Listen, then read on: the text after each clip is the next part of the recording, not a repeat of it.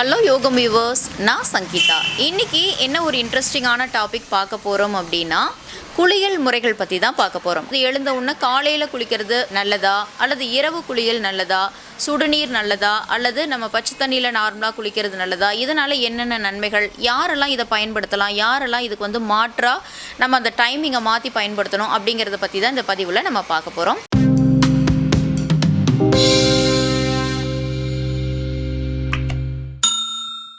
இப்போது காலை குளியலோட நன்மைகள் பற்றி தெரிஞ்சுக்கலாம்.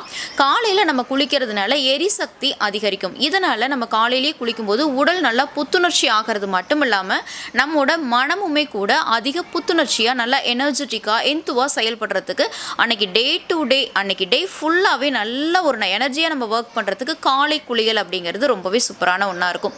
அப்புறம் மன அழுத்தத்தை குறைக்கிறதுக்குமே கூட காலை குளியல் பெட்டராக இருக்கும். ஒரு மாதிரி தூங்கி எழுந்தோன்னே டயர்ட்னஸாக ஒரு மாதிரி சோர்வாக இருக்கும்னு வச்சுக்கோங்களேன். காலையில் குளிர்ந்த நீரில் குளித்தோம் அப்படின்னா செம்ம ஃப்ரெஷ்ஷாக ஆகிடுவோம். அது நமக்கே தெரிஞ்ச விஷயமா இருக்கும். அடுத்ததாக ரத்த ஓட்டத்தை ரொம்ப சீராக்கிறதுக்கு, நரம்புகள் தசைகள் எல்லாமே வலுப்பெறத்துக்குமே கூட காலை குளியல் அப்படிங்கிறது ஒரு அற்புதமான தீர்வாக தான் இருக்கும். ஓகே, காலை குளியலை யாரெல்லாம் தவிர்த்துக்கலாம் அப்படின்னு தெரிஞ்சுக்கலாம். அதிகமான கூலிங் பிளேஸில் இருக்கிறவங்க காலையில் குளிர்ந்த நீரில் குளிக்க தேவையில்லை. காலை குளியலை அவாய்ட் பண்ணிவிட்டு அவங்க இரவு குளியல் எடுத்துக்கலாம். அட் த சேம் டைம் ரொம்ப வயதானவர்களாக இருக்காங்க அப்படின்னா அவங்களுமே கூட காலை குளியல் எடுத்துக்கணும்னு அவசியம் இல்லை. நல்ல வெயில் வந்ததுக்கப்புறம் மதியம் ஒரு 11 மணிக்கு மேலே அந்த மாதிரி கூட குளியல் அப்படிங்கிறது அவங்களுக்கு பெட்டராக இருக்கும். அடுத்ததாக இரவு குளியலோட நன்மைகள் பற்றி தெரிஞ்சுக்கலாம். மேக்ஸிமம் நம்ம அன்றைக்கி டே ஃபுல்லாக வீட்டில் இருக்கவங்களா இருக்கட்டும், வெளியில் இருக்கிறவங்களா இருக்கட்டும், ஒர்க் பண்ணிவிட்டு ரொம்ப அதிக வியர்வையோடையும் அதிக ஸ்ட்ரெஸ்ஸோடையும் தோள்களில் அதிக அழுக்குகள், கிருமிகள், மாசு, தூசு இந்த மாதிரி நிறைய கமிட்மெண்ட்ஸில் நம்ம ரொம்ப அழுக்காக ரொம்ப டயர்டாக ஃபீல் பண்ணி வருவோம் இல்லைங்களா. அந்த மாதிரி டைமில் இரவு குளியல் அப்படிங்கிறது ரொம்பவே பெட்டரான ஒன்றா இருக்கும். நைட் நம்ம நல்லா குளிச்சுட்டு தூங்கினோம் அப்படின்னாவே அது செம ஃப்ரெஷ்ஷாக இருக்கும். உடனே தூக்கம் வரத்துக்குமே கூட வாய்ப்புகள் அதிகமாக இருக்கும். அதே மாதிரி மனம் ரொம்ப நைட்டு குளித்ததுக்கப்புறம் ரிலாக்ஸ்டாக, அமைதியாக, நிம்மதியாக அடுத்து என்ன ஒர்க் பண்ணலாம், நாளைக்கு நம்ம என்ன பண்ணணும் அப்படின்னு எனர்ஜியாக ஒரு எக்ஸ்ட்ரா நம்ம யோசிக்கிற அளவுக்கு கூட மைண்டும் உடம்பு ரொம்ப ரிலாக்ஸ்டாக இருக்கும். ஸோ இரவு குளியல் எடுத்துக்கிறதுனாலையுமே கூட உடல் மனம் ரொம்ப ஆரோக்கியமாக ரிலாக்ஸாக இருக்கிறது மட்டும் இல்லாமல் நம்மளோட நரம்புகள் தசைகள் எல்லாமே வலுப்பெறதுக்காக இருக்கட்டும், இல்லை நம்மளோட அழுக்குகள் தோல் சம்மந்தப்பட்ட தொந்தரவுகள் எல்லாம் உடலில் அன்றைக்கி டே ஃபுல்லாக நிறைய கிருமிகள் இருக்கும் இல்லையா, அதெல்லாம் வெளியில் போகிறதுக்குமே கூட இரவு குளியல் அப்படிங்கிறது கண்டிப்பாக ஒரு நன்மை தரக்கூடிய ஒன்றா தான் இருக்கும். இரவு குளியலை யாரெல்லாம் அவாய்ட் பண்ணணும் அப்படின்னா, அதிக வயதானவர்கள் இரவில் குளிக்கக்கூடாது. ஏன்னா அவங்களுக்கு அது ஒத்துக்காமல் ஏதாவது ஃபிட்ஸ் இந்த மாதிரி வரதுக்கான சான்சஸ் இருக்குது. அதே மாதிரி இரவு குளியலை வேறு யார் எடுத்துக்க வேண்டாம் அப்படின்னா, ரொம்ப உடம்பு ரொம்ப ஹீட்டாக இருக்குது அப்படிங்கிறவங்களும் அல்லது அதிக கூலிங்காக இருக்குது அப்படிங்கிறவங்களுமே கூட இரவு குளியல் எடுத்துக்கிறதுங்கிறது வேண்டாம். ஏன் அப்படின்னா அவங்களுக்கு தூக்கம் தடைப்படுறதுக்கு அவங்களுக்கு அது ஒரு வேவ் ஆகிடும். ரெண்டாவது உடலில் வேறு ஏதாவது தொந்தரவுகளை ஏற்படுத்திடும். ஸோ உடலில் வெப்பநிலை ஆகட்டும், உடல்நிலை அவங்க எந்த கிளைமேட்டாக இருந்தாலும் எனக்கு ஸ்டேபிள் ஆகும் அப்படிங்கிறவங்க இரவு குளியல் எடுத்துக்கலாம். சுடுதண்ணி வர்சஸ் நார்மலான வாட்டர், பச்சை தண்ணி, இதை பற்றி தான் நம்ம பார்க்க போகிறோம். நம்ம ஃபஸ்ட்டு என்ன பார்க்க போகிறோம் அப்படின்னா, குளிர்ந்த நீரில் நம்ம குளிக்கிறதுனால ஏற்படக்கூடிய நன்மைகள் பற்றி தான் பார்க்க போகிறோம். காலையில் எழுந்த உடனேயே குளிர்ந்த நீரில் குளித்தோம் அப்படின்னா உடல் மனம் எல்லாமே செம்ம ரெஃப்ரெஷ்ஷாக இருக்கும், நல்ல புத்துணர்ச்சி இருக்கும். அன்றைக்கி டே ஃபுல்லாக நமக்கு ஒர்க் பண்ணுறதுக்கு நம்மளோட உடல் உறுப்புகளும் நம்மளோட மனமுமே கூட நல்லா ஒத்துழைக்கிறதுக்கு காலையில் குளிர்ந்த நீர் குளியல் அப்படிங்கிறது ரொம்ப ஹெல்ப்ஃபுல்லாக இருக்கும். அது மட்டும் இல்லாமல் நம்மளோட தசைகள் ஆகட்டும், நம்மளோட நரம்புகள் ஆகட்டும், உடல் உறுப்புகள் எல்லாமே நல்ல ஒரு எனர்ஜியோட டயர்ட்னஸே இல்லாமல் ஒர்க் பண்ணுறதுக்கு நமக்கு காலை குளியல் கண்டிப்பாக சிறந்ததாக தான் இருக்கும். அப்புறம் இந்த மாதிரி குளிர்ந்த நீரில் குளிக்கிறதுனால நம்மளோட உடல் மனம் புத்துணர்ச்சி பெறுறது மட்டும் இல்லாமல் நமக்கு இம்யூனிட்டி பவரை இன்க்ரீஸ் பண்ணுறதுக்காகட்டும், அல்லது மற்ற உடல் உபாதைகள், உடலில் ஏதாவது டயர்ட்னஸ் இருக்குது, வலி இருக்குது, வேறு ஏதாவது தொந்தரவுகள் இருக்குனாலுமே கூட நம்ம குளிர்ந்த நீரில் குளித்தோம் அப்படின்னா ரெஃப்ரெஷ் ஆகும்போதே நமக்கு எல்லா வலிகளுமே குறைஞ்ச மாதிரியான ஒரு ஃபீல் இருக்கும். ஓகே, யாரெல்லாம் குளிர்ந்த நீரில் குளிக்கக்கூடாது அப்படின்னா, அதிகமான கூலிங் பிளேஸில் இருக்கிறவங்க குளிர்ந்த நீரில் குளிக்கக்கூடாது. அட் த சேம் டைம் அவங்க ரொம்ப வயசானவங்களாக இருந்தாலும் குளிர்ந்த நீரில் குளிக்கக்கூடாது. தசை வலி, நரம்பு வலி, எலும்பு வலி, மூட்டு வலி, கணுக்கால் வலி இந்த மாதிரி ஏதாவது உடலில் வலிகள் இருக்குது அப்படின்னா அவங்க கண்டிப்பாக குளிர்ந்த நீர் எடுத்துக்க வேண்டாம். அடுத்தது சுடுநீரில் குளிக்கிறதுனால ஏற்படக்கூடிய நன்மைகள் பற்றி பார்க்கலாம். தசை வலி, உடல் வலி இந்த மாதிரி தொந்தரவுகள் எல்லாமே நீங்கும்.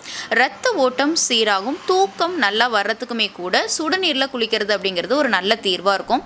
ஏன் அப்படின்னா நிறைய பேத்துக்கு பார்த்தீங்க அப்படின்னா கணுக்கால் வலி, மூட்டு வலி, இந்த மாதிரி உடலில் ஏதாவது தசைகளில் வலி, இந்த மாதிரி வலி இருக்கிறவங்க இப்போ நார்மலாகவே நம்ம பார்த்தோம் அப்படின்னா இப்போ ரொம்ப ஃபீவரிஷாக இருக்குது அப்படின்னா கண்டிப்பாக கொஞ்சம் சுடுதண்ணியில் குளிச்சா அந்த உடம்பு வலியெல்லாம் இல்லாமல் இருக்கும்பாங்க. அதிகமாக ஒர்க் பண்ணிவிட்டு ரொம்ப டயர்டாக வர்றாங்க அப்படின்னா பச்சை தண்ணியில் குளிக்கிறத விட சுடுதண்ணியில் குளி, அப்போ தான் வந்து உனக்கு அந்த டயர்ட்னஸ் போகும், உடம்பு கைகால் வலி இருக்காது, நல்லா தூக்கம் வரும் அப்படிம்பாங்க இல்லைங்களா. அது எல்லாமே உண்மையான வார்த்தைகள் தான். ஸோ உடல் சம்மந்தப்பட்ட வலி இருக்குது அப்படின்னாலுமே கூட சுடுநீரில் நீங்கள் குளிச்சுக்கலாம். அதே மாதிரியே நம்மளோட தோல், சருமம், முடி இதெல்லாம் ஆரோக்கியமாக இருக்கிறதுக்கு சுடுதண்ணியில் குளித்தோம் அப்படின்னா இந்த தேவையற்ற மாசு, அழுக்கு, கிருமிகள் எல்லாமே கூட சுடுதண்ணி அப்படிங்கும்போது அது கண்டிப்பாக வெளியேறிடும் இல்லையா. ஸோ சுடுதண்ணியில் குளிக்கிறதுனால இந்த மாதிரியான நிறைய நன்மைகளுமே கூட இருக்குது. இப்போ யாரெல்லாம் வந்து சுடுதண்ணியில் குளிக்கிறத அவாய்ட் பண்ணணும் அப்படின்னா, உடல் வந்து ஆல்ரெடியே ரொம்ப ஹீட்டாக இருக்குது அல்லது நம்ம வந்து ஆல்ரெடி ரொம்ப ஹாட் கிளைமேட்டில் தான் இருக்கோம் அப்படிங்கிறவங்க கண்டிப்பாக சுடுதண்ணியை அவாய்ட் பண்ணிடணும். ஏன் அப்படின்னா உடலில் வந்து கொப்பளங்கள், வாயில், நாக்கில் எல்லாம் புண்ணு, இந்த மாதிரி ஏதாவது சில தொந்தரவுகள், ரொம்ப ஓவர் ஹீட் ஆகி சூடு பிடிச்சிக்கும், இந்த மாதிரி நிறைய தொந்தரவுகள் வந்துடும். அதனால் ஆல்ரெடியே எனக்கு உடம்பும் ஹீட்டு, நான் இருக்கிற பிளேஸும் ஹீட்டு அப்படிங்கிறவங்க சுடுதண்ணியை அவாய்ட் பண்ணுறது பெட்டராக இருக்கும். அவங்க வேணால் மிதமான வெந்நீரில் குளிச்சுக்கிட்டா அவங்களோட உடலை ரொம்ப ஆரோக்கியமாக வச்சுக்கலாம். அதே மாதிரியே உடல் வலி, தசை வலி இருக்கிறவங்க வந்து சுடுதண்ணியில் குளிங்க, அது பெட்டராக இருக்கும். அதே மாதிரி அதிக வயதானவங்களுமே கூட இரவு நேரத்தில் குளிக்கிறதையும் கூட அவாய்ட் பண்ணிக்கலாம். ஸோ சுடுநீரில் அதிக உடல் வெப்பம் இருக்கவங்க கண்டிப்பாக குளிக்க வேண்டாம். ஆயுர்வேத குளியல் முறைகள் பற்றி நம்ம கொஞ்சம் பார்க்கலாம். ஏன் அப்படின்னா இப்போ இனிமேல் சம்மர் ஸ்டார்ட் ஆயிடுச்சு இல்லைங்களா. உடல் உபாதைகள் எதுவும் ஏற்படாமல் நம்மளை நாம் தற்காத்துக்கிறதுக்காக இப்போ ஆயுர்வேத குளியல் முறைகள் பற்றி பார்க்குறோம். அதில் நம்ம ஃபஸ்ட்டு பார்க்குறது எண்ணெய் தேய்த்து குளிக்கும் முறை பற்றி தான் பார்க்க போகிறோம். ஏன் அப்படின்னா மேக்ஸிமம் நம்ம உடல் ஹீட்டை குறைச்சிக்கிறதுக்காக நம்ம எண்ணெய் தேய்ச்சி குளிக்கிற முறை அந்த காலத்துலேருந்தே வழக்கத்தில் இருக்குது. பட் நம்ம இப்போ வந்து ரொம்ப ஒரு அவசரமான காலகட்டங்களில் இருக்கிறதுனாலையும் மேக்ஸிமம் எல்லாருமே வேலையை நோக்கி அவங்கவுங்களோட செயல்களை நோக்கி ஓடுறதுனாலையுமே நம்மளால் எண்ணெய் தேய்ச்சி குளிக்கிறதுங்கிற முறையை ஃபாலோ பண்ண முடியல. ஸோ இந்த பதிவை பார்த்ததுக்கப்புறம் இந்த மாதிரி இதனால் என்னென்ன பயன்கள்னு தெரிஞ்சதுக்கு அப்புறமாவது நீங்கள் வந்து எண்ணெய் தேய்ச்சி குளிக்கிறதுங்கிற முறையை ஃபாலோ பண்ணி உங்களோட உடல் நலனை ரொம்ப ஆரோக்கியமாக வச்சுக்கணும். என்னென்ன எண்ணெய்கள் பயன்படுத்தி நம்ம இந்த எண்ணெய் குளியல் முறையை பண்ணலான்னு பார்க்கலாம். தேங்காய் எண்ணெய் யூஸ் பண்ணலாம், நல்லெண்ணெய், நீலவேம்பு எண்ணெய், இந்த மாதிரி எல்லாம் நீங்கள் பயன்படுத்துறதுனால உங்களுக்கு கண்டிப்பாக உடல் உஷ்ணம்ங்கிறது குறைஞ்சு தோல் நல்லா மினுமினுப்பாக நல்ல ஒரு ஷைனிங்காகவும் உடல் மனம் ஆரோக்கியமாக இருக்கிறதுக்கு எண்ணெய் தேய்த்தல், இந்த எண்ணெயில் இந்த 4 எண்ணெயில் நீங்கள் ஏதாவது ஒரு எண்ணெய் தேய்த்து குளித்தல் முறை பயனுள்ளதாக இருக்கும். இந்த மாதிரி ஆயில் மசாஜ் பண்ணி நம்ம குளிக்கிறதுனால தசைவலி, நம்மளோட ஸ்கின் வந்து ரொம்ப ட்ரையாக இருந்தாலும் இல்லை வேறு எந்த உடல் சம்மந்தப்பட்ட வலிகளுக்குமே கூட ஆயில் மசாஜ் பண்ணிவிட்டு நம்ம குளிக்கிறது ஒரு நல்ல தீர்வாக இருக்கும். குளிச்சதுக்கப்புறம் நல்ல ஒரு காட்டன் துணியால் உடலை எல்லாம் துடைக்கிறது அப்படிங்கிறது ரொம்ப நல்ல விஷயமாவே இருக்கும். ஏன் அப்படின்னா நம்மளோட தோள்களில் ரொம்ப அதிகமான ஈரப்பசை அப்படிங்கிறது, அந்த நீரோட ஈரப்பசை சேர ஆரம்பிச்சது அப்படின்னா நீரிழிவு நோய், சளி, இருமல், இந்த மாதிரியான தொந்தரவுகள் ஏற்பட்டுரும். அதே மாதிரி நம்ம வந்து குளிச்சதுக்கப்புறம் நம்மளோட உடலுக்கு பச்சை தேன் அல்லது பசும்பால் நம்ம உடலுக்கு தேய்ச்சிட்டு வந்தோம் அப்படின்னா தோல் நல்லா மினுமினுப்பாகிறது மட்டும் இல்லாமல் தோல் சம்மந்தப்பட்ட தொந்தரவுகளுமே கூட ஏற்படாமல் தடுத்துக்கலாம். காலையில் தலைக்கு குளிக்கிறதுனால உடல் புத்துணர்ச்சி பெறுறது மட்டும் இல்லாமல் உடல் சூடு அப்படிங்கிறது தனியறதுக்குமே கூட வாய்ப்புகள் அதிகமாக இருக்குது. அட் த சேம் டைம் நம்ம வந்து நைட்டு தலை குளிக்கிறோம் அப்படின்னா ஒரு சிலருக்கு சைனஸ், அதாவது சளி, இருமல், தும்மல், இந்த மாதிரி தொந்தரவுகள் கூட ஏற்பட ஆரம்பிச்சிடும். சிலருக்கு ஃபிட்ஸ் வரத்துக்கு கூட வாய்ப்புகள் இருக்குது. அதே மாதிரியே பெண்கள் தலைக்கு குளிக்கிறாங்க அப்படின்னா கண்டிப்பாக அவங்க வந்து தினசரி தலைக்கு குளிக்காமல் வாரம் 1 முறை அல்லது 2 முறை மட்டும் காலையில் டைமில் குளிக்கிறது அவங்களோட உடலுக்கும் உடல் உஷ்ணத்தை தணிக்கிறதுக்குமே கூட பெட்டராக இருக்கும். குளிச்சதுக்கப்புறம் ஜஸ்ட் ஒரு 10 to 15 மினிட்ஸ் ஆகுது நம்ம ஓய்வு எடுக்கணும். ஏன் அப்படின்னா நம்மளோட பாடி வந்து அந்த டெம்பரேச்சரை வந்து ஸ்டேபிள் பண்ணுறதுக்கு ஒரு 10 to 15 நிமிஷங்கள் ஆகிடும். ஏன் அப்படின்னா நம்ம குளிர்ந்த நீர் எடுத்திருந்தாலும் நம்ம பாடி வெப்பநிலைக்கு வரத்துக்கு கொஞ்சம் லேட் ஆகும். நம்ம அதிக வெப்பமான நீர் எடுத்திருந்தாலும் நம்ம பாடி ஆவரேஜான கூலிங்க்கு வரத்துக்கு ஒரு 10 to 15 மினிட்ஸ் எடுத்துக்கலாம். அப்படி சப்போஸ் நம்ம ரெஸ்ட் எடுத்துக்கல அப்படின்னா நீரிழிவு நோய், சளி, இருமல், தும்மல், இந்த மாதிரி ஏதாவது ஒரு தொந்தரவுகள் நம்ம உடலில் ஏற்பட்டுரும். ஸோ இந்த வழிமுறையை நம்ம ஃபாலோ பண்ணோம்னா ரொம்ப ஆரோக்கியமாகவே வாழலாம். குளிக்கக்கூடிய நேரம் அப்படின்னு பார்த்தீங்க அப்படின்னா அதிகாலையில் 4 to 6 மணிக்குள்ளே நம்ம குளித்தோம் அப்படின்னா பிராண சக்தி அதிகரிக்கும். இதனால் நம்மளோட உடல் மனம் புத்துணர்ச்சி பெறும், ஒரு மன அழுத்தம் அப்படிங்கிறதுமே கூட குறைஞ்சிரும். அதே மாதிரி நம்ம வந்து மாலை, அதாவது ஈவினிங் டைமில் குளிக்கிறோம் அப்படின்னா 6 to 7 இந்த டைமில் நம்ம குளித்தோம் அப்படின்னா நமக்கு நல்லா தூக்கம் வர்றது மட்டும் இல்லாமல் நம்ம உடலில் இருக்கக்கூடிய மாசு, அழுக்கு, கிருமிகள் எல்லாமே வெளியேறி நமக்கு தூங்குறதுக்கு அது ரொம்ப ஹெல்ப்ஃபுல்லாக இருக்கும். அதே மாதிரி குளிக்கும்போது நம்ம என்ன பண்ணணும் அப்படின்னா, குளிக்கும்போது ஓம் அப்படிங்கிற வார்த்தையும் அல்லது ஓம் நம சிவாய அப்படிங்கிற வார்த்தைகளையும் நம்ம முணுமுணுத்துக்கிட்டே குளித்தோம் அப்படின்னா நம்ம உடலுக்கு தேவையான சக்தி, ஆற்றல், ஒரு எனர்ஜி கிடைக்கிறதுக்கு இது ஒரு நல்ல தீர்வாக, நல்ல வழியாக அமையும். அதே மாதிரி குளிச்சதுக்கு அப்புறம் நம்ம எந்த மாதிரியான வாசனை திரவியங்கள்லாம் பயன்படுத்தலாம் அப்படின்னா, சந்தனம், துளசி, பச்சை கற்பூரம் இந்த மாதிரி வாசனை திரவியங்களை நம்ம பயன்படுத்துறது நமக்கு தூக்கமின்மையை போக்கும், மன அமைதி, மன அழுத்தம், மன சோர்வு இதையெல்லாம் நீக்கிறதுக்கு இந்த மாதிரியான வாசனை திரவியங்கள் ரொம்பவே பயனுள்ளதாக இருக்கும். அடுத்ததா பண்டைய தமிழர்களுடைய குளியல் மரபுகள் பற்றி தெரிஞ்சுக்கலாம். சங்க காலத்துல இருந்தே பார்த்தோம்னா தமிழர்கள் குளியலை அழகு, ஆரோக்கியம், ஆன்மீகம் சார்ந்த ஒரு நடைமுறையாக தான் பார்த்தாங்க. மன்னர்கள், மன்னியர்கள்லாம் பார்த்தோம் அப்படின்னா ஆடல் குளம், புஷ்கரணி இந்த மாதிரி தீர்த்த குளங்களில் குளிச்சு வந்தாங்க. ஏன் அப்படின்னா ஆரோக்கியமாக இருக்கிறதுக்காக அவங்க இந்த மாதிரி வழிமுறைகளை ஃபாலோ பண்ணாங்க. அடுத்ததா பண்டிகை அண்ட் விசேஷ தின குளியல் முறைகள் பற்றி பார்க்கலாம். மேக்சிமம் தீபாவளி குளியல் முறை. நம்ம தீபாவளிக்கு என்ன பண்ணுவோம், காலையில் எழுந்த உடனே அதிகாலையில் நல்லா ஆயிலெலாம் நல்லா அப்ளை பண்ணி தலையிலேருந்து கால் வரைக்கும் மசாஜ் பண்ணிவிட்டு ஒரு வெந்நீரில் குளிக்கிறது அப்படிங்கிறத நம்ம வழக்கமாக வச்சுட்ருக்கோம் இல்லையா. இதனால் உடல், மனம் எல்லாமே நல்லா புத்துணர்ச்சி ஆகிறதுக்கும் நம்மோட பாவங்களை எல்லாம் நீங்கி நிறைய புண்ணியங்கள், நற்காரியங்கள், நன்மைகள் நம்ம சேர்றதுக்கும் தான் நம்ம இந்த மாதிரியான ஒரு வழிமுறைகளை ஃபாலோ பண்ணிகிட்டு இருக்கோம். இன்னும் ஒரு சிலர் கூட அன்னைக்கு வேறு வேறு நதிகள், கங்கை, மற்ற நதிகளை தேடி ஓடி குளிக்கிற வழக்கமும் கூட தீபாவளி அன்னைக்கு இருக்குது. கார்த்திகை மாதத்தில், அதாவது நவம்பர், டிசம்பரில் அதிகாலை குளியல் ரொம்ப முக்கியம் வாய்ந்ததாக இருக்கும். ஏன் அப்படின்னா இது உடல் சூட்டை குறைச்சி நோய் எதிர்ப்பு சக்தியை அதிகரிக்கும். அதே போல் தைப்பூச, மாசி மக விழாக்களில் குளியல் அப்படிங்கிறது தமிழர்கள் பார்த்திங்க அப்படின்னா தைப்பூசம், மாசி மக விழாக்களில் புனித நதிகளுக்கு போயிட்டு குளிச்சுட்டு தங்களுடைய பாவங்களை கழுவிட்டு வருவாங்க.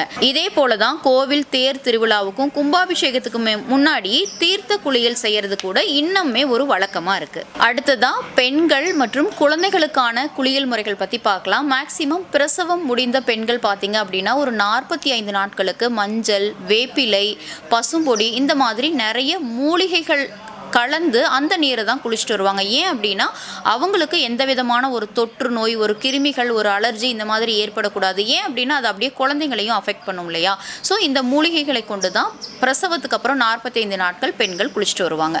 அதே போல் குழந்தைகளுக்கு எந்த மாதிரியான குளியல் முறைகள் அப்படின்னா, காலையில் எழுந்தோடனே நல்லா ஆயில் மசாஜ் பண்ணிவிட்டு சூரிய ஒளியில் கொஞ்சம் நேரம் அந்த குழந்தைய இருக்க வச்சுட்டு அப்போ தான் கண் நல்லா முழிப்பாங்க, உடல்லாம் நல்லா, உடல் தசைகள், எலும்புகள் எல்லாமே நல்லா வலுப்பெறும் அப்படிங்கிறதுக்காகவும், விட்டமின் டி நல்லா கிடைக்கும் அப்படிங்கிறதுக்காகவும் காலையில் நல்லா ஆயில் மசாஜ் பண்ணிவிட்டு குழந்தைங்கள அந்த இளம் வெயிலில் போட்டு எடுப்பாங்க இல்லைங்களா. ஸோ அதுக்கப்புறம் அந்த ஆயில் மசாஜுக்கு அப்புறம் குழந்தைய நல்லா ஒரு வெதுவெதுப்பான வெந்நீரில் குளிக்க வச்சோன்னா அது நல்லா தூங்கும், அதுக்கு உடலுமே கூட ரொம்ப ஆரோக்கியமாக இருக்கும். அப்படிங்கிறனால இந்த மாதிரி குளியல் முறையெல்லாம் இன்னுமே வழக்கத்தில் இருந்துட்டு தான் இருக்குது. அடுத்ததாக பண்டைய கால குளியல் முறைகளும் அவங்க குளித்த இடங்கள் பற்றியும் தெரிஞ்சுக்கலாம். தெருமுறை குளம். இங்கே பார்த்தீங்கன்னா கிராமத்தில் இருக்கக்கூடிய பொதுமக்கள் பயன்பாட்டுக்காக அப்போல்லாம் தெருமுறை குளம் அப்படிங்கிறது இருந்தது. அடுத்ததாக நதிகள், சுனைகள். இதில் இயற்கை நீரில் குளிப்பதால் நோய் எதிர்ப்பு சக்தியெலாம் அதிகரிக்கும் அப்படிங்கிறது அவங்களோட ஐதீகமாக இருந்தது. அடுத்து மரத்தடியில் குளியல். பனைமரத்தடியில் குளிச்சா சருமத்துக்கு நல்லது அப்படின்னு அவங்க நம்பினாங்க. அதுக்கப்புறம் கொஞ்சம் அப்படியே நாகரிகம் வளர வளர என்னாச்சு அப்படின்னா சிறு காலத்திலிருந்தே தமிழக வீடுகளில் தனியாக குளியல் அறை அப்படிங்கிறது வர ஆரம்பிச்சிருச்சு. அடுத்தது தமிழர்களுடைய குளியல் சூடா குளிரா கலாச்சாரம் என்ன அப்படின்னா, குளிர்ந்த நீரில் குளிக்கிறதுனால நம்ம உடலுக்கு புத்துணர்ச்சி அதிகமாக கிடைக்கும், மன அழுத்தம் கிடைக்கும், சருமம் இயற்கையாகவே பளபளப்பாக இருக்கும் அப்படின்னு அந்த காலத்திலிருந்தே தமிழர்கள் நம்பினாங்க.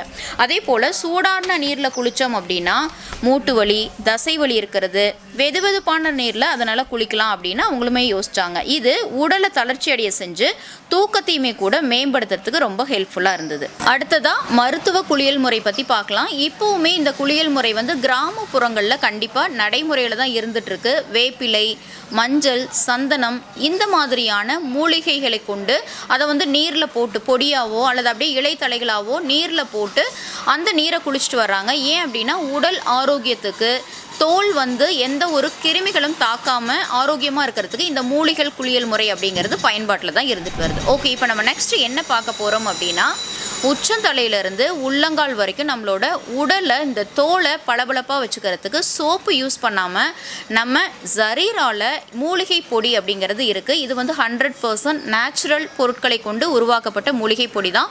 இந்த மூலிகை பொடியில் என்னென்ன இன்க்ரீடியன்ட்ஸ் கலந்துருக்கு, என்னென்ன உட்பொருட்கள் கலந்துருக்கு, இந்த மூலிகைகள் எந்த அளவில் நம்மளோட உடலுக்கு பயன்படுது, அதில் என்னென்ன சத்துக்கள் இருக்குது, அது நம்மளோட உடல் தோல் ஆரோக்கியத்தை எப்படிலாம் பாதுகாப்பாக வச்சுக்குது, நம்ம ஜரீரா குளியல் பொடி அப்படிங்கிறத பற்றி தான் இப்போ நம்ம பார்க்க போகிறோம். இந்த குளியல் பொடியில் பார்த்தீங்க அப்படின்னா ஆவாரம் இலை, செம்பருத்தி இலை, சீகக்காய், பாசிப்பயிறு, வெந்தயம், நன்னாரி, வெட்டிவேர், பூலாங்கிழங்கு, விளாமிச்சை வேர், கோரைக்கிழங்கு, இந்த மாதிரி மூலிகைகள், தோலுக்கு ஆரோக்கியம் தரக்கூடிய மூலிகைகள் அதிகமாக கலந்துருக்கு. அப்புறம் நச்சுமிகு குளிர்ச்சி மற்றும் நோய் எதிர்ப்பு சக்தியுமே கூட இந்த குளியல் பொடி அதிகரித்து கொடுத்துரும். இப்போ நம்ம ஒவ்வொரு மூலிகையோட பயன்கள் பற்றியும் தான் தெரிஞ்சுக்க போகிறோம். ஃபஸ்ட்டு ஆவாரம் இலை பற்றி தான் பார்க்க போகிறோம். ஆவாரம் இலை பார்த்தீங்க அப்படின்னா நம்மளோட தோலுக்கு, நம்மளோட சருமத்துக்கு எல்லாமே கிருமிகள், கரும்புள்ளிகள், வேற எந்த ஒரு தொற்றுகளும் ஈஸியாக நெருங்காத மாதிரி நம்மளோட ஸ்கின் ரொம்ப கேராக பார்த்துக்கிறது மட்டும் இல்லாமல் ரொம்ப அதிகமான குளிர்ச்சியையும் தரக்கூடியது. அதே போல் செம்பருத்தி பார்த்தீங்க அப்படின்னா செம்பருத்தி பூவாகட்டும், செம்பருத்தி இலைகளாகட்டும் எல்லாமே நம்மளோட தோலுக்கு மென்மையையும் ஈரப்பதத்தை அதிகரிக்கிறதுக்கும் சாஃப்டாக பளபளப்பாக இருக்கிறதுக்கும் செம்பருத்தியோட பூக்களாகட்டும் இலைகளாகட்டும் ரொம்பவே பயனுள்ளதாக தான் இருக்கும். ஸோ இதுவுமே நம்மளோட மூலிகை குளியல் பொடியில் கலந்துருக்கு. இதனால் தோல் சம்மந்தப்பட்ட தொந்தரவுகள், கரும்புள்ளிகள், முகப்பருக்கள், வேற ஏதாவது ஸ்கின் அலர்ஜிஸ் ஏற்படாமல் இதுவுமே நம்மளை ரொம்ப பாதுகாப்பு அரணாக பாதுகாக்கும். அடுத்ததான் இன்னும் என்னென்ன மூலிகைகள் கலந்துருக்கு அப்படின்னா சீகக்காய், பாசிப்பயிறு, வெந்தயம், இது எல்லாமே தான் கலந்துருக்கு. இதுலேயும் என்னென்ன நன்மைகள் நம்மளோட உடலுக்கு இருக்குது அப்படின்னு தெரிஞ்சுக்கலாம். ஃபர்ஸ்ட் சீகக்காயில் பார்த்தீங்க அப்படின்னா பொடுகு, முடி உதிர்வை குறைக்கிறது மட்டும் இல்லாமல் தலைமுடியை ரொம்ப சாஃப்டாக வச்சுக்கிறதுக்குமே சீகக்காய் உதவும். தோலில் அதிக எண்ணெய் சுரப்பு இருந்ததுன்னா கட்டுப்படுத்துறதுக்குமே கூட இது ஹெல்ப்ஃபுல்லாக இருக்கும். அடுத்ததாக பார்த்தீங்கன்னா பாசிப்பயிறு. இது வந்து இயற்கையான ஒரு ஸ்க்ரப்பராக வேலை செய்து இறந்த செல்களை எல்லாம் நீக்கி தோலை ரொம்ப ஷைனிங்காக வச்சுக்கிறதுக்கு பயன்படும். கருமை, தேமல் இதையெல்லாம் குறைக்கிறதுக்கு பாசிப்பயிறு ரொம்ப பயனுள்ளது. குழந்தைகளுக்கு சோப்புக்கு பதிலாக நம்ம பாசிப்பயிரை கூட பயன்படுத்துறது நல்ல ஒரு தீர்வாக இருக்கும். அதே போல் வெந்தயம் பொடுகு, அரிப்பு, எண்ணெய் சீமியத்தை குறைக்கும். முடியெல்லாம் கூட நல்லா மென்மையாக ஆரோக்கியமாக வச்சுக்கும். அதே மாதிரி தோலில் உள்ள புண்ணு, ரேஷஸ், சொறி இந்த மாதிரி தொந்தரவுகள் ஏற்படாமல் பாதுகாக்கும். நன்னாரி பார்த்தீங்க அப்படின்னா தோலில் இருக்கக்கூடிய அதிகப்படியான சூட்டை குறைச்சி குளிர்ச்சியை கொடுக்கும். தோல் சம்மந்தப்பட்ட தொந்தரவுகளை நீக்கிடும். அதே போல் வெட்டிவேர் பார்த்தீங்க அப்படின்னா தோலுக்கு அதிகமான ஈரப்பதத்தை கொடுக்கும், ஹீட்டை ரெடியூஸ் பண்ணிடும், பாத வெடிப்பு, சொறி சிரங்க குணப்படுத்திடும். இதே போல் பூலாங்கிழங்கு எடுத்துக்கிட்டிங்க அப்படின்னா இது வந்து தோலில் இருக்கக்கூடிய அரிப்பு இல்லை நமக்கு கருவளையம் இருந்ததுன்னா கூட சரி பண்ணி நம்மளோட ஸ்கின்னை ரொம்ப ஷைனிங்காக பளபளப்பாக வச்சுக்கிறதுக்கு பயன்படும். தேமல், வியர்வை, துர்நாற்றத்தை கூட பூலாங்கிழங்கு குறைச்சிரும். அடுத்ததாக விளாமிச்சை வேர், கோரைக்கிழங்கு. இது பார்த்தீங்க அப்படின்னா நச்சுத்தன்மையை நீக்கிறோம், ஸ்கின் டிசீஸ் எதுவுமே இல்லாமல் பார்த்துக்கும். குழந்தைங்களுக்கு வயிற்றில் இருக்கக்கூடிய புழுக்களை கூட அழிக்கக்கூடிய பவர் வந்து விளாமிச்சை வேருக்கு இருக்குது. அதே போல் கோரைக்கிழங்கு எடுத்துக்கிட்டிங்க அப்படின்னா மசுக்குத்தன்மை, கருமை, அரிப்பு இல்லாமையும் சருமத்தை ரொம்ப குளிர்ச்சியாக மிருதுவாக வச்சுக்க பயன்படும்.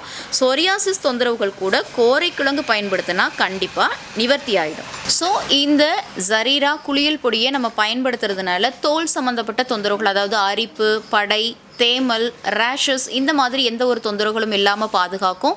அதே போல் நம்மளோட தலைமுடிக்கு, அதாவது முடி உதிர்வு, முடி சீக்கிரமாக இளநரை ஆகிறது, வேர்க்கால்கள் வலுவில்லாமல் இருக்கிறது, இந்த மாதிரியான தொந்தரவுகளுக்காக இருக்கட்டும், இல்லை குடல் நல தொந்தரவுகள், நம்மளோட தோள்களில் ஏதாவது இன்ஃபெக்ஷன்ஸ் இருந்தால் கூட இந்த குளியல் பொடி அதை உங்களுக்கு கண்டிப்பாக நிவர்த்தி பண்ணி கொடுத்துரும். ஸோ இந்த குளியல் பொடியை நம்ம பயன்படுத்துறதுனால வியர்வை, துர்நாற்றம், நம்மளோட தோல் ரொம்ப மென்மையாக பளபளப்பாக இருக்கிறதுக்கு, அது மட்டும் இல்லாமல் பாத வெடிப்பு, தூக்கமின்மை, மன அழுத்தம் இந்த மாதிரி எந்த தொந்தரவுகளும் இல்லாமல் உச்சந்தலையிலிருந்து உள்ளங்கால் வரைக்கும் இயற்கை மூலிகைகளால் நம்ம ரொம்ப பாதுகாப்பாக வச்சுக்கிறதுக்கு நம்ம ஜரீரா குளியல் பொடி ரொம்பவே கண்டிப்பாக பயனுள்ளதாக இருக்கும். வாங்கி பயன்படுத்தி மாற்றத்தை உணருங்க. இந்த குளியல் பொடியை நீங்கள் எப்படி பயன்படுத்தணும் அப்படின்னா நார்மலான தண்ணியில் இது 1 ஸ்பூன் குளியல் பொடியை நல்லா கலந்துட்டு பேஸ்ட் மாதிரி பண்ணி முகத்துல இருந்து கால் வரைக்கும் நீங்கள் அப்ளை பண்ணிவிட்டு ஒரு 5 மினிட்ஸ்க்கு அப்புறம் குளிக்கலாம். அல்லது நீங்கள் வந்து ஆயில் மசாஜ் பண்ணியிருக்கீங்க அப்படின்னா 15-30 நிமிஷம் நம்ம வந்து வந்து ஓய்வெடுப்போம் இல்லையா, அதுக்கப்புறம் நம்ம ஆஸ் யூஷுவல் நம்ம சோப்புக்கு பதிலாக இந்த குளியல் பொடியை பயன்படுத்தி குளித்தோம் அப்படின்னா உடலில் இருக்க ஹீட்டு குறையிறது மட்டும் இல்லாமல் நல்ல புத்துணர்ச்சி கிடைக்கும், மன அழுத்தம் குறையும், தோல் சம்மந்தப்பட்ட தொந்தரவுகள் கண்டிப்பாக இருக்காது. இதை நான் உங்களுக்கு சொல்ல தேவையில்லை, உங்களுக்கே தெரியும். ஏன் அப்படின்னா இதில் இவ்வளோ அற்புதமான மூலிகைகள் கலந்துருக்கு. கண்டிப்பாக இதனால் எந்த ஒரு சைடு எஃபெக்ட்ஸும் இருக்காதுங்கிறது உங்களுக்கே இந்நேரம் புரிஞ்சிருக்கும்னு நினைக்கிறேன். ஸோ இந்த ப்ராடக்ட் உங்களுக்கு வேணும், இந்த குளியல் பொடி உங்களுக்கு வேணும் அப்படின்னா www.zarira.in அப்படிங்கிற நம்மளோட ஆன்லைன் வெப்சைட் போயிட்டு நீங்கள் ரொம்ப அழகாக ஆர்டர் பிளேஸ் பண்ணிக்கலாம். அப்படி இல்லைன்னா ஸ்க்ரீனில் இருக்க இந்த நம்பரை நீங்கள் காண்டாக்ட் பண்ணி உங்களுக்கு இந்த குளியல் பொடி வேணும் அப்படின்னா நீங்கள் ஆர்டர் பிளேஸ் பண்ணி வாங்கிக்கலாம். இந்த பதிவு உங்களுக்கு பிடிச்சிருந்ததுன்னா லைக் பண்ணுங்கள். உங்களோட ஃப்ரெண்ட்ஸ் அண்ட் ரிலேட்டிவ்ஸ்க்கு நம்ம ஜரீரா குளியல் பொடியை கண்டிப்பாக ரெஃபர் பண்ணி பாருங்கள். கண்டிப்பாக மாற்றம் அவங்கக்கிட்டையும் இருக்கும். இதே மாதிரியே நிறைய ஹெல்ப்ஃபுல்லாக யூஸ்ஃபுல்லாக ஹெல்த் ரிலேட்டட் வீடியோஸ் உங்களுக்கு வேணும் அப்படின்னா நம்மளோட யோகம் சேனலை ஞாபகமாக சப்ஸ்கிரைப் பண்ணிவிட்டு பெல் ஐக்கானை கிளிக் பண்ணிவிட்டு ஆல் அப்படிங்கிற ஆப்ஷனையும் டச் பண்ணிக்கோங்க. இதே போல தான் நிறைய ஹெல்த் ரிலேட்டட் வீடியோஸ் சொல்யூஷன்ஸ் எல்லாமே நேச்சரை பேஸ் பண்ணி நான் சொல்லியிருக்கேன். அதெல்லாம் நீங்கள் பார்க்கணும், மிஸ் பண்ணிட்டீங்க அப்படின்னா இந்த பாக்ஸை கிளிக் பண்ணி பார்த்துக்கலாம். அதே போல் நம்ம யோகம் சேனலில் மற்றவங்களோட வீடியோஸ் எல்லாம் நீங்கள் பார்க்கணும் அப்படின்னா இந்த பாக்ஸை கிளிக் பண்ணி பார்த்துக்கலாம். இதே மாதிரி இன்னொரு சூப்பரான ஹெல்த் ரிலேட்டட் வீடியோவோட உங்களை நான் சந்திக்கிறேன். வணக்கம்.